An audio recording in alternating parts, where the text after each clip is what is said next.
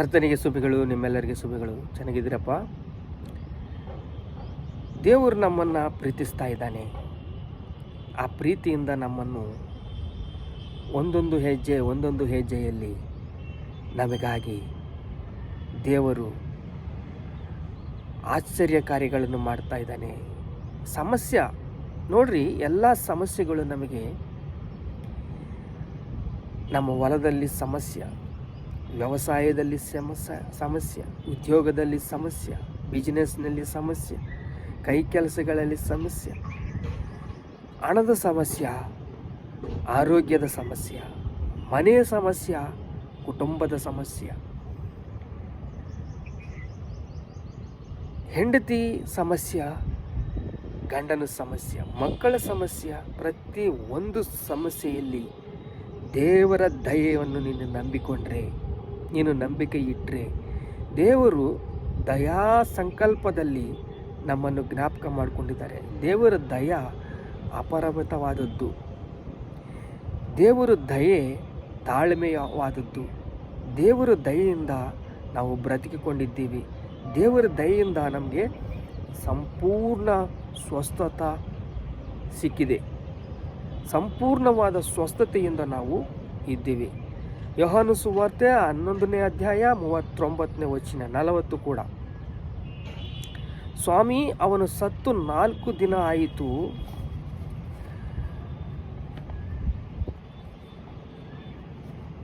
ಈಗ ನಾತು ಹೊಡೆಯುತ್ತಾ ಇದೆ. ಅವನು ಸತ್ತು 4 ದಿನವಾಯಿತು. ಯಾರು? ಲಾಜರ್ನ ಸತ್ತು ಹೋಗಿದ್ದಾನೆ.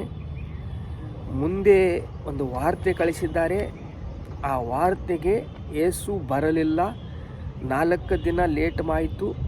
ನಡೆದು ಬರಬೇಕು, ವಾರ್ತೆ ಕಳಿಸೋನು ಹೋಗಿ ಬರಬೇಕು. 4 ದಿನ ಆಗಿಬಿಟ್ಟಿದೆ. ಈ 4 ದಿನದಲ್ಲಿ ಅವನು ಸತ್ತ ಮೇಲೆ ನಾತು ಹೊಡೆಯುತ್ತಾ ಇದೆ.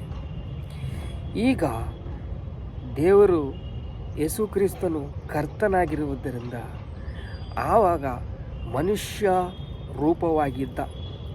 ಆಗ ಏನು ಹೇಳ್ತಾ ಇದ್ದಾನೆಂದರೆ, ನೀನು ನಂಬಿದರೆ ದೇವರ ಮಹಿಮೆಯನ್ನು ಕಾಣುವೆ.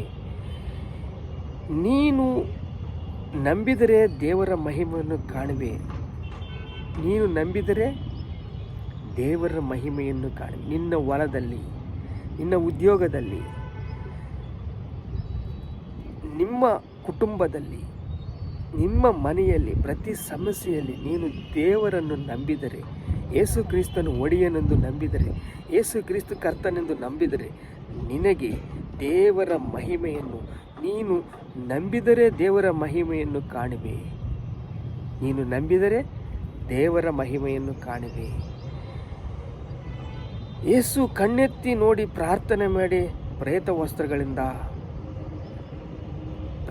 ವಸ್ತ್ರಗಳಿಂದ ಸುತ್ತಿದ್ದ ಲಾಜಾರು, ಹೊರಗೆ ಬಾ ಅಂತ ಯೇಸು ಕಣ್ಣೆತ್ತಿ ಪ್ರಾರ್ಥನೆ ಮಾಡಿದ್ದಾನೆ. ಯೇಸು ಕಣ್ಣೆತ್ತಿ ಮೇಲಕ್ಕೆ ನೋಡಿ, ದೇವಾನನ ಪ್ರಾರ್ಥನೆಯನ್ನು ಜ್ಞಾಪಕ ಮಾಡಿಕೊ, ಲಾಜರ್ನ ಬ್ರತಿಕಿಸು. ಇಂದಿನ ದಿವಸ ಎಂಥ ನಿನ್ನ ಸಮಸ್ಯೆ? ಸತ್ತವರನ್ನು ಎಬ್ಬಿಸಿದ್ದಾನ. ನಿನ್ನ ಸಮಸ್ಯೆ ಎಂಥ? ಅದು ಹೊಲದಲ್ಲಿ ಸಮಸ್ಯೆ, ವ್ಯವಸಾಯದಲ್ಲಿ ಸಮಸ್ಯೆ, ಕುಟುಂಬದಲ್ಲಿ ಸಮಸ್ಯೆ, ಉದ್ಯೋಗದಲ್ಲಿ ಸಮಸ್ಯೆ, ಬಿಸ್ನೆಸ್ನಲ್ಲಿ ಸಮಸ್ಯೆ, ಆರೋಗ್ಯದಲ್ಲಿ ಸಮಸ್ಯೆ. ನಿನ್ನ ಸಮಸ್ಯೆ ಎಂಥವುದೇ ಆಗಲಿ, ನಿನಗೆ ಕೃಪೆ ಕೊಡುವುದಕ್ಕೆ ದೇವರು ಸಿದ್ಧವಾಗಿದ್ದಾನೆ. ನೀನು ಈ ಕೃಪೆಯಿಂದ ದೇವರು ನಿನ್ನನ್ನು ಮೇಲಕ್ಕೆ ಎತ್ತುವುದಕ್ಕೆ ಸಿದ್ಧವಾಗಿದ್ದಾನೆ. ಆಗ ಕಲ್ಲನ್ನು ತೆಗೆದು ಹಾಕಿದರು. ಯೇಸು ಕಣ್ಣೆತ್ತಿ ನೋಡಿ ಪ್ರಾರ್ಥನೆ ಮಾಡಿದನು. ದೇವರ ದಯೆ, ಆತನ ಸಂಕಲ್ಪವು ನಮಗೆ ಸಿಲುಬೆ ಹತ್ತಿ ರಕ್ತ ಸುರಿಸಿ ಪ್ರಾಣವನ್ನು ಕೊಟ್ಟು ನಮಗೆ ದಯೆ ಕೊಟ್ಟಿದ್ದಾನೆ. ಆ ದಯೆಯಿಂದ ನಮಗೆ ಕೃಪೆ ಬರುತ್ತಾ ಇದೆ. ಆ ಕೃಪೆ ನಾವು ಉಣ್ತಾ ಇದ್ದೀವಿ, ಹೊಟ್ಟೆ ತುಂಬ್ತಾ ಇದೆ, ನೀರು ಕುಡ್ತಾ ಇದ್ದೀವಿ, ದಾಹ ತೀರ್ತಾ ಇದೆ. ಇಂದಿನ ದಿವಸ ನಾವು ಉಣ್ತಾ ಇದ್ದರೆ ಹೊಟ್ಟೆ ತುಂಬ್ತಾ ಇದೆ. ಹೇಗೋನೋ ದೇವರ ಕೃಪೆ, ದೇವರ ಪ್ರೇಮ, ದೇವರ ದಯೆ ನಮ್ಮ ಮೇಲೆ ಸುರಿಸ್ತಾ ಇದ್ದಾನೆ. ಅವರ ಆತ್ಮ ನಮ್ಮ ಹೃದಯದಲ್ಲಿಟ್ಟಿದ್ದಾನೆ. ಅವರ ಆತ್ಮ ಬಲಗೊಳ್ಳಬೇಕು ಅಂತ ವಾಕ್ಯವನ್ನು, ಸತ್ಯವೇದವನ್ನು ನುಡಿಯಿರಿ, ಸತ್ಯವಾಗಿ ನಡೀರಿ, ಓದ್ರಿ, ಸತ್ಯವಾಕ್ಯಗಳನ್ನು ವಾಕ್ಯಾನುಸಾರವಾಗಿ ಜೀವಿಸಿರಿ. ವಾಕ್ಯಾನುಸಾರವಾಗಿ ಜೀವಿಸಿದಾಗ ನಿಮ್ಮ ಬಾಳಿನಲ್ಲಿ ಅಭಿವೃದ್ಧಿ, ಸಂತೋಷ, ಸಮಾಧಾನವನ್ನು ಕಾಣುವಿರಿ. ಸ್ವಾಮಿ ಅವನು ಸತ್ತು 4 ದಿನ ಆಯಿತು, ಈಗ ನಾತು ಹೊಡಿತಾ ಇದ್ದಾನೆ. ಪ್ರಶ್ನೆ ಏನಂದರೆ, ಸತ್ತೋಗ್ಬಿಟ್ಟಿದ್ದಾನೆ. ಸತ್ತು ಹೋದವನು ಎದ್ದು ಬಾ ಅಂದರೆ ಎದ್ದು ಬಂದ್ಬಿಟ್ಟಿದ್ದಾನೆ. ಇಂದಿನ ದಿವಸದಲ್ಲಿ ದೇವರ ದಯ, ನಮಗೋಸ್ಕರ ಪ್ರಾಣ ಕೊಟ್ಟ ದೇವರು ನಮ್ಮ ಸಮಸ್ಯೆಗಳು ತೀರಿಸುವುದಿಲ್ಲ, ತೀರಿಸ್ತಾನೆ. ನಾವು ನಂಬಿಕೆ ಇಡಬೇಕು. ದೇವರ ಕೃಪೆ ನಮಗಾಗಿ ನೀಡ್ತಾ ಇದೆ. ನಾವು ಗ್ರಹಿಕೆಯನ್ನು ಕೊಡ್ತಾ ಇಲ್ಲ, ಗಮನಿಕ ಕೊಡ್ತಾ ಇಲ್ಲ. ದಯವಾಗಿ ಹೇಳ್ತಾ ಇದ್ದೀನಿ, ದಯವಾಗಿ ಹೇಳ್ತಾ ಇದ್ದೀನಿ. ಒಂದು ಕ್ಷಣ ನೀವು ಆಲೋಚನೆ ಮಾಡಿರಿ. ಯೇಸು ಕ್ರಿಸ್ತನ ವಿಶೇಷವಾದ ಅನಂತ ಕೃಪಾ ನಮ್ಮ ಮೇಲೆ ಸುರಿಸ್ತಾ ಇದ್ದಾನೆ. ತನ್ನ ಆತ್ಮನೇ ನಮ್ಮ ಹೃದಯದಲ್ಲಿ ಕನೆಕ್ಟ್ ಮಾಡಿಬಿಟ್ಟಿದ್ದಾನೆ.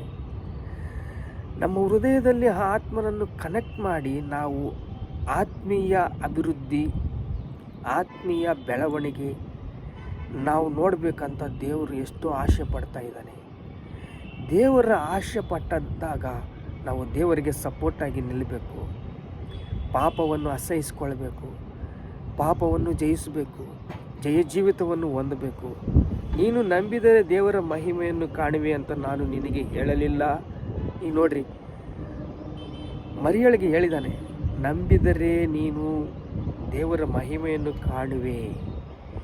ನಂಬಬೇಕು, ಪ್ರತಿ ವಿಷಯದಲ್ಲಿ ನಂಬಬೇಕು. ನಮಗೋಸ್ಕರ ಸಿಲುವೆ ಹಾಕಿ ರಕ್ತ ಸುರಿಸಿ ತನ್ನ ಪ್ರಾಣವನ್ನು ನೀಡಿ ನಮಗಾಗಿ ಇಷ್ಟು ಮಾಡಿದನಲ್ಲ. ದೇವರನ್ನು ನಾವು ನಂಬಿದರೆ ದೇವರ ಮಹಿಮೆಯನ್ನು ಕಾಣುತ್ತೇವೆ. ದೇವರ ಮಹಿಮೆಯಿಂದ ನಾವು ಅಭಿವೃದ್ಧಿಗೊಳ್ತೀವಿ, ಆಶ್ಚರ್ಯ ಕಾರ್ಯಗಳನ್ನು ನೋಡ್ತೀವಿ. ನಂಬಿದರೆ, ಕೇವಲ ನಂಬಿದವರಿಗೆ ಮಾತ್ರವೇ ನಿನಗೆ ಸಮಾಧಾನ, ಸಂತೋಷ, ಆನಂದ, ಎಲ್ಲ ವಿಷಯದಲ್ಲಿ ನಿನಗೆ ಮಾರ್ಗಗಳು ಸರಳವಾಗಬೇಕಂದ್ರೆ ದೇವರನ್ನು ನಂಬಬೇಕು. ನೀನು ನಂಬಿದರೆ ದೇವರ ಮಹಿಮೆಯನ್ನು ಕಾಣುವೆ.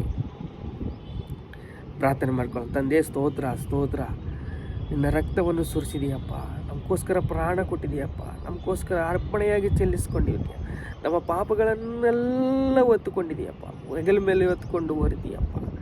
ನಿನಗೆ ಸ್ತೋತ್ರ ಸ್ತೋತ್ರ ಸ್ತೋತ್ರ. ನಂಬಿದರೆ ದೇವರ ಮಹಿಮೆಯನ್ನು ಕಾಣುವೆ ಅಂತಂದು ಹೇಳಿದೀಯಪ್ಪ.